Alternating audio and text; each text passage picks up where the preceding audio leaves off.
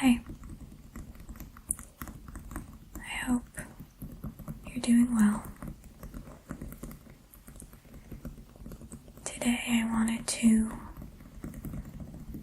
read another story out of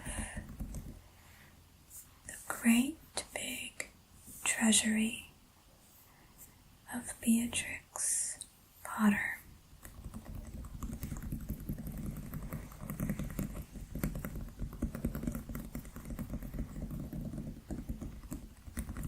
Let's see which story is next.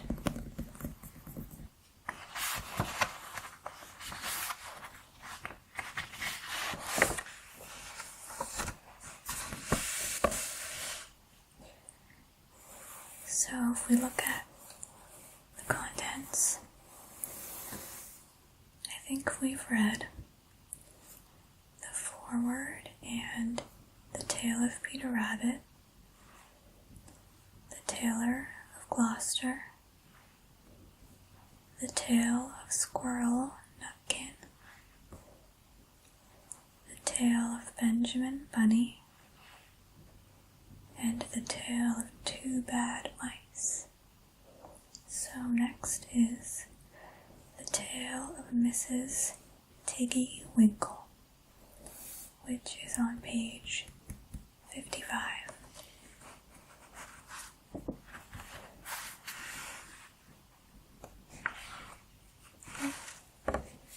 There it is.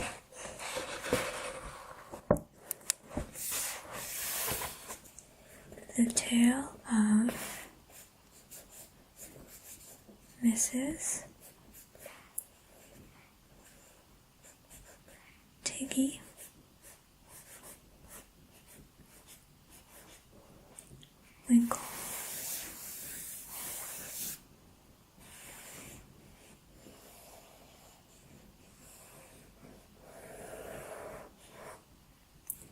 For the real little Lucy of Newlands.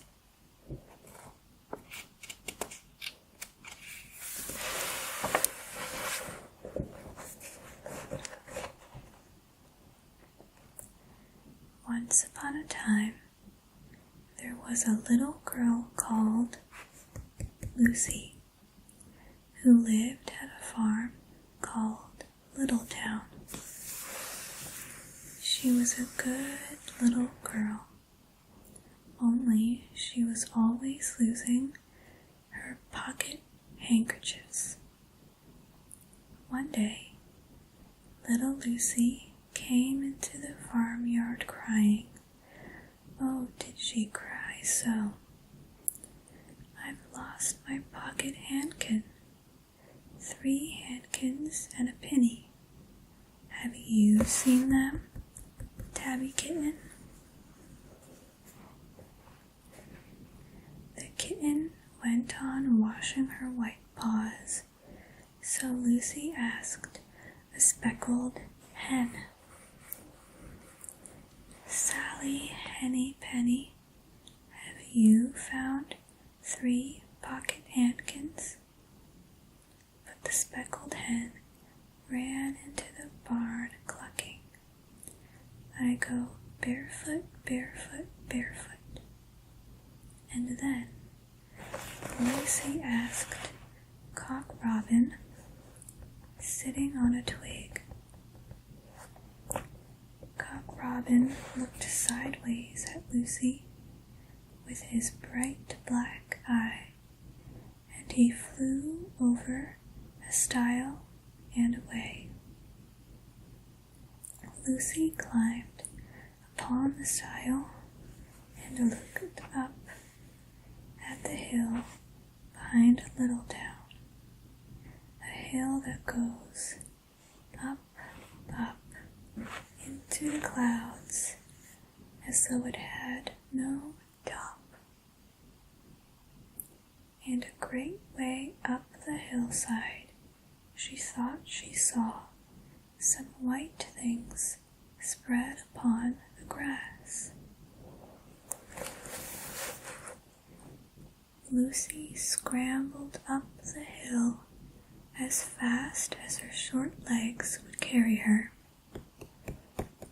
She ran along a steep pathway, up and up, until Little Town was right away down below. She could have dropped a pebble down the chimney. Presently, she came to a spring, bubbling out from the hillside. Someone had stood a tin can upon a stone to catch the water, but the water was already running over, for the can was no bigger than an egg cup, and where the sand upon the path was wet, there were footmarks of a very small person. Lucy ran on and on. The path ended under a big rock. The grass was short and green, and there were clothes props cut from bracken stems with lines of plaited rushes and a heap of tiny clothespins, but no pocket handkerchiefs. But there was something else, a door, straight into the hill, and inside someone was singing, "Lily white and clean, oh, with little frills between, oh, smooth and hot, red rusty spot, never here be seen, oh."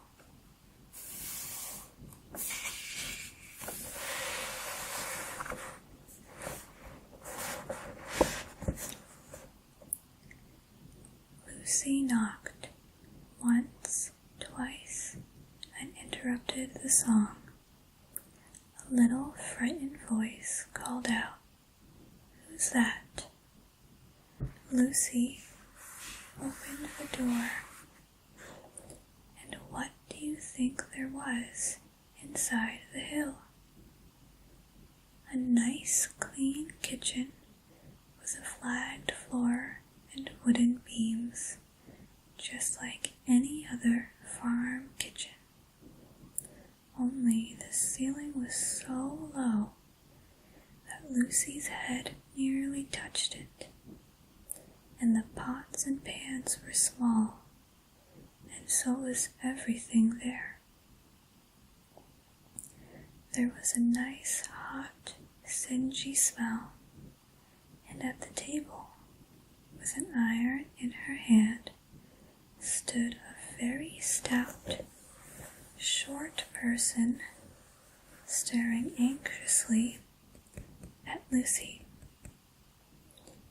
Her print gown was tucked up, and she was wearing a large apron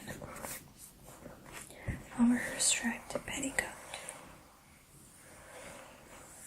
Her little black nose went sniffle, sniffle, snuffle, and her eyes went twinkle, twinkle.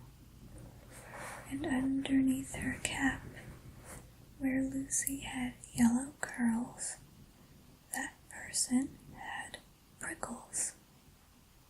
"Who are you?" said Lucy. "Have you seen my pocket handkins?" The little person made a bob curtsy. "Oh yes, if you please'm, my name is Mrs. Tiggy-Winkle. Oh yes, if you please'm, I'm an excellent clear starcher."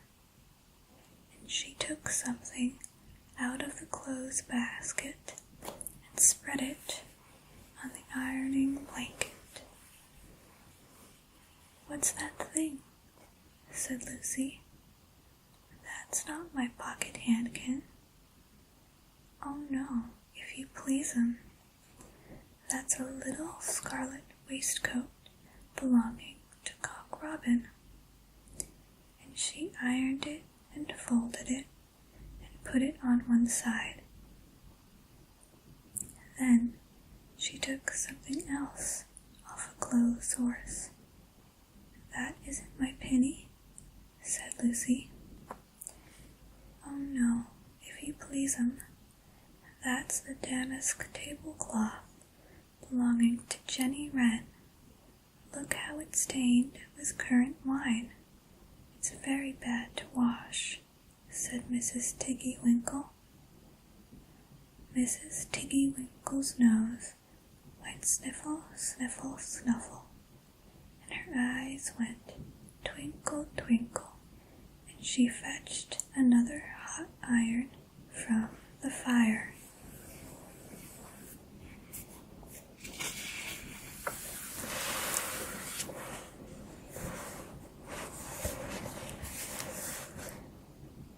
There's one of my pocket handkins, cried Lucy, and there's my penny. Mrs. Tiggy-Winkle ironed it and goffered it and shook out the frills. Oh, that is lovely, said Lucy. And what are those long yellow things with fingers like gloves? Oh, that's a pair of stockings belonging to Sally Henny Penny. Look how she's worn the heels out with scratching in the yard. She'll very soon go barefoot, said Mrs. Tiggy-Winkle. Why, there's another hankersniff, but it isn't mine. It's red. Oh no, if you please 'em, that one belongs to old Mrs. Rabbit, and it did so smell of onions. I've had to wash it separately. I can't get out that smell. There's another one of mine, said Lucy. What are those funny little white things? That's a pair of mittens belonging to Tabby Kitten. I only have to iron them. She washes them herself. There's my last pocket handkin, said Lucy. And what are you dipping into the basin of starch? They're little dicky shirt fronts belonging to Tom Titmouse. Most terrible particular, said Mrs. Tiggy-Winkle. Now I've finished my ironing, I'm going to air some clothes. What are these dear, soft, fluffy things? Said Lucy. Oh, those are woolly coats belonging to the little lambs at Skelgill. Will their jackets take off? Asked Lucy. Oh yes, if you please 'em. Look at the sheep mark on the shoulder. And here's one marked for Gatesgarth, and 3 that come from Littletown. They're always marked at washing, said Mrs. Tiggy-Winkle.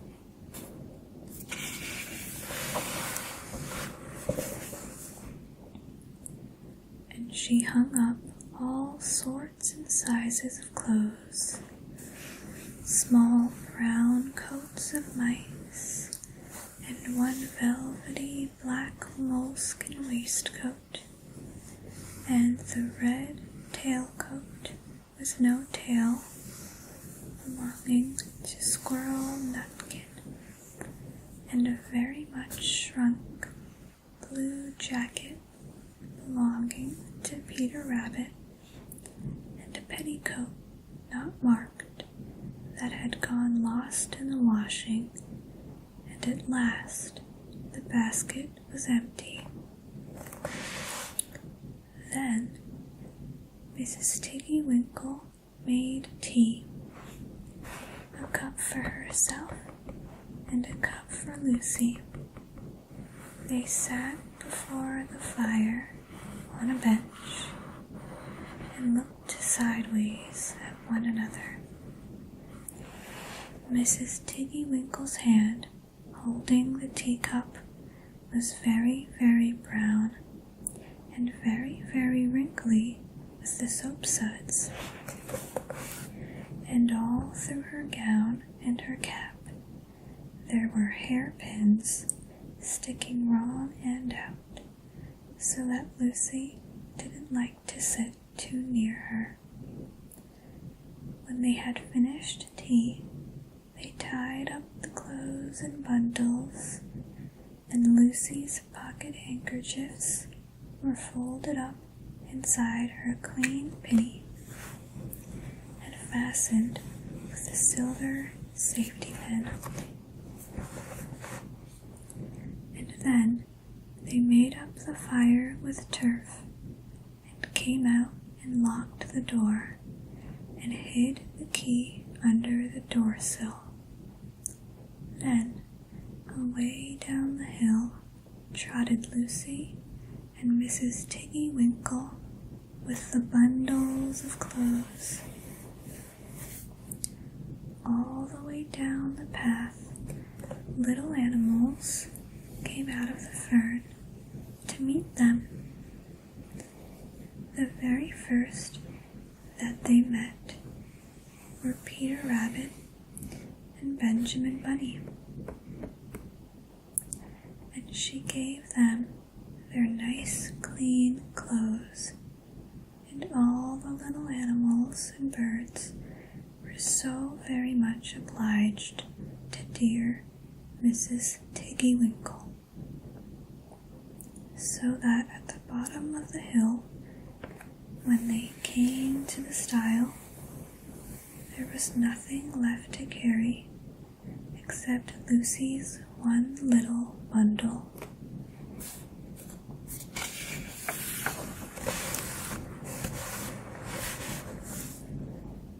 Lucy scrambled up the stile with the bundle in her hand, and then she turned to say good night and to thank the washerwoman. But what a very odd thing! Mrs. Tiggy-Winkle had not waited either for thanks or for the washing bill. She was running up the hill, and where was her white frilled cap, and her shawl, and her gown, and her petticoat?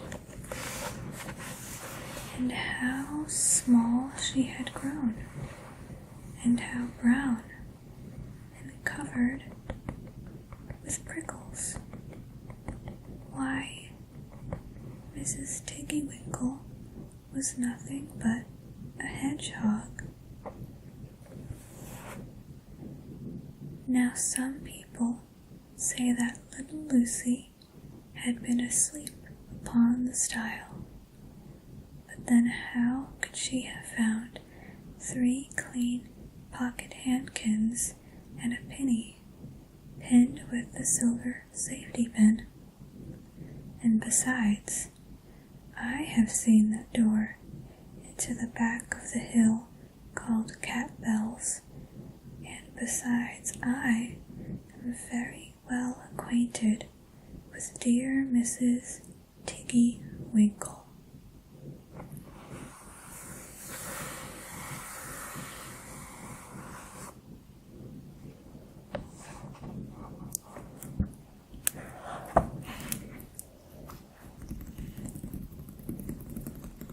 So that was the tale of Mrs.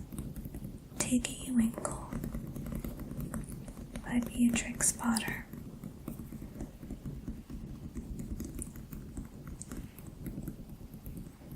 I hope you enjoyed,